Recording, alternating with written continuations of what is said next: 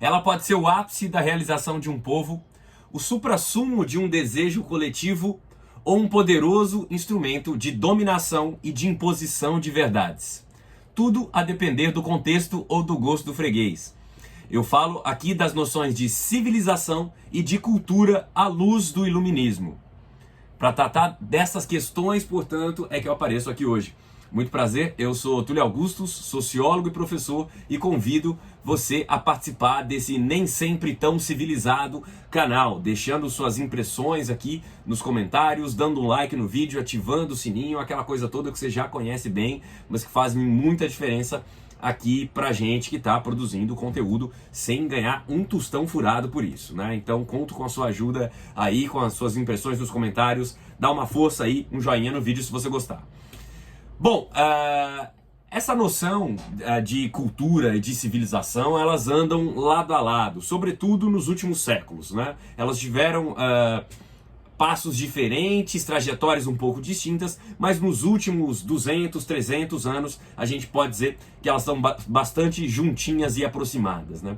Desde a antiguidade, que essa tentativa de estabelecer uma diferença entre os povos, né, ou uma preocupação de se criar um sistema de valores que fosse universal, ela já persiste, né? Mas sempre com critérios bastante muito etnocêntricos, né? Bastante etnocêntricos, no sentido de que a sua cultura vale mais que a cultura dos outros, né? Os seus valores são os valores de referência para se julgar os valores e os costumes alheios, né? Era essa a visão adotada, né? Etnocentrismo da ideia de que você põe uma etnia como o parâmetro central, né?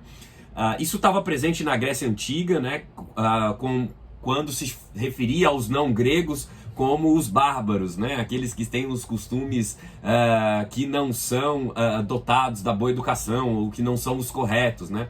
Na Roma Antiga também se designava os povos não romanos, né, como sendo os bárbaros, né, aqueles dotados de barbaridade, de absurdos, enfim, de coisas de pessoas que não foram devidamente civilizadas.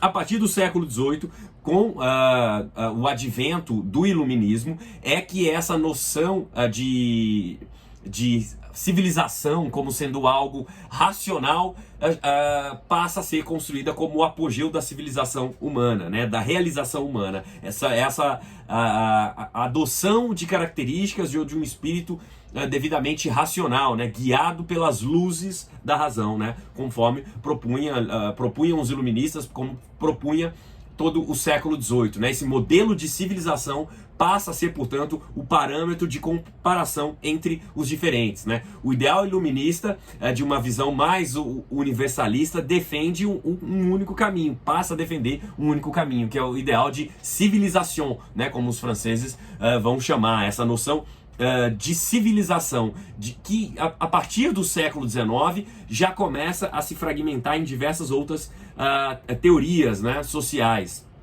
que todas elas colocam a razão como sendo o ápice, né, como sendo o grande parâmetro, o grande critério para a definição de superioridade moral ou material de um povo, né? E aí pensemos em socialismos, as noções de socialismo começam a vir cravadas dessas impressões, né?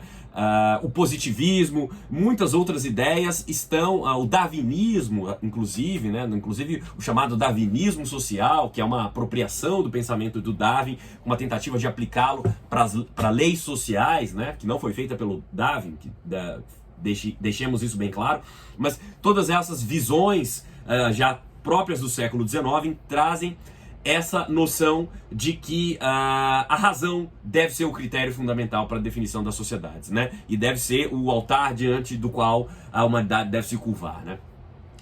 Para os iluministas, a noção de cultura, ela se refere ao cultivo de um espírito, ao cultivo de certas particularidades adquiridas com base na educação, né? Que é aquele estado que você só alcança após a aquisição de educação, de erudição, dessas coisas todas, né? E isso em contraposição ao estado de cultura, né? Aquele estado O estado de cultura como contraposição, melhor dizendo, do estado de natureza, né? Aquele estado de natureza que seria o avesso da cultura, né? O estado de natureza de qual nos falava Thomas Hobbes, de qual nos falava John Locke, outros pensadores, sobretudo iluministas. O estado de natureza seria aquele estado onde o indivíduo não tem cultura, onde o indivíduo não foi ainda constituído daqueles elementos que permitem a vida em sociedade, né? Que permitem uma harmonia social mínima, né? Não foi, o indivíduo não teria sido provido da devida civilidade, né, para conviver em sociedade, né? Nesse momento, cultura, portanto, é igual ao crescimento científico, a conhecimento científico e aquisição e maior avanço desse conhecimento, mais evolução e progresso, que são as noções que estão abrigadas no conceito de cultura. É a partir também desse momento aí do século XIX que se começa a ficar mais evidente a diferenciação existente entre as noções de cultura dos alemães e dos franceses, né? Que são duas matrizes lineares para a gente pensar esses elementos aqui. Na França, você tem aquela noção de civilité, né? De civilidade ou de civilisation, né? Com aquele máximo do refinamento, da instrução, da erudição ao qual o indivíduo pode chegar depois de um processo de educação. Já isso para os franceses é, portanto, um atributo individual, né, que deve ser levado a mais pessoas a fim de se criar essa noção de civilização coletiva. Para os alemães, a versão é um pouco distinta, né? A Alemanha, pensemos aí, até final do século XIX, não tinha sido devidamente unificada, portanto era um amontoado de quase feudos aí, de ducados, de principados, que tinha uma mesma porção cultural, mas não tinha uma identidade tão sólida. Portanto, a noção de cultura passa a ser fundamental para se criar uma identidade única, né? Que permita chamar aquele povo como um único povo, um povo alemão, né? E aí, portanto, que a noção de cultura vai ser apregoada pelas elites alemãs como sendo o verdadeiro ideal do povo germânico, né? A cultura como sendo aquele espírito único, próprio, aquelas características genuínas e autênticas que o povo alemão tem. E nessa época as próprias elites alemãs se encaravam como meio artificiais, né? Afinal, todas aquelas boas maneiras ou aqueles bons modos eram recriações dos ideais franceses. Portanto, era preciso ir às classes populares alemãs a fim de se extrair, de se encontrar o verdadeiro elemento autêntico e genuíno germânico, né? Aí essa noção de cultura, como esse espírito único de um povo, começa a prosperar, né? Essas características particulares começam a ficar mais evidenciadas entre os alemães, né? A Alemanha desenvolve essa noção bastante particularista do que vem a ser a cultura. Não por acaso, né, os alemães ganham a guerra de 1870, ali, a Guerra Franco-Prussiana, porque eles já tinham uma superioridade nessas questões geográficas muito evidente com relação aos franceses, né? Por quê? Porque para os alemães que não têm uma unificação devidamente realizada, né, que não são um povo único, com características muito definidas, precisam estar o tempo todo com essas noções de espaçamento, de território, de geografia muito bem definidas. A geografia dá um salto nesse período na Alemanha com relação aos demais países, e essa ideia da identidade nacional também ganha muito com essa, não apenas com essa guerra, mas com todo esse movimento de fortalecimento dessa cultura alemã, não é? A aristocracia alemã se vê o oposto da francesa, e portanto é preciso buscar essa cultura que fale uma língua própria.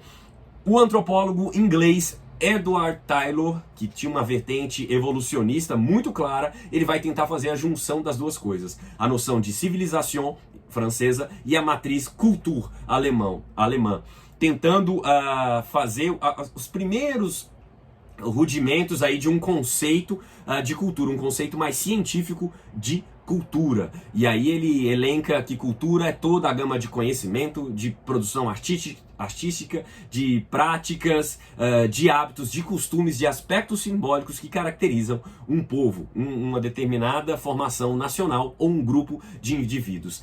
Isso abre as portas para as primeiras noções de conhecimento científico do que vem a ser cultura, mas traz também elementos muito notáveis de evolucionismo, né? Edward Tylor era um antropólogo de linha evolucionista, como foi durante um bom tempo a antropologia no século XIX. Mas isso é conversa para outra história. Se você entendeu um pouco desse vídeo, um pouco desses assuntos, não deixe de dar o seu like aqui, de deixar suas contribuições nos comentários e de aparecer aqui, se inscrever nesse humilde canal e se aparecer aqui para outras conversas futuras.